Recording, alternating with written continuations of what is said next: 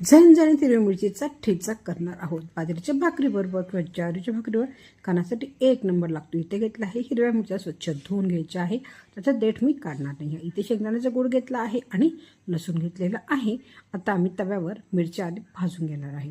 तर मिरच्या भाजून तेल टाकणार नाही आहे. अशाचपर्यंत सुक्या मिरच्या भाजून घेणार आहे आणि नंतर तेल टाकून परत थोड्याशा भाजणार आहे. तर तुम्ही ते बघू शकतात. मिरच्या दोन्ही साईडने थोड्या भाजल्या गेल्या की लगेच मी टाकणार आहे तेल आणि तेल टाकून मस्तपैकी मिरच्या भाजून घ्यायच्या आहे. मिरच्या भाजून झाल्या की लगेच त्यावर टाकणार आहे लसूण आणि लसूणसुद्धा छान भाजून घ्यायचं आहे. त्याच्यानंतर शेंगदाण्याचं कूट नॉर्मल शेंगदाणे घेतले होते तव्यावर भाजून त्याचा कूट बनवून घेतला होता. आता लसूण भाजला की खलबत्त्यात टाकणार आहे. आता इथे हिरव्या मिरच्याचे देठ काढून घ्यायचं आहे. हिरव्या मिरच्या आणि लसूण मस्तपैकी इथे कुटून घ्यायचं आहे. थोडंसं जाडसरच ठेवायचं आहे. त्यानंतर तव्यावर टाकणार आहे तेल, त्याच्यामध्ये जिरं टाकणार आहे आणि जिरं थोडंसं फ्राय करून घ्यायचं आहे. जिरं फ्राय झालं की त्यामध्ये टाकणार आहे आपला ठेचा.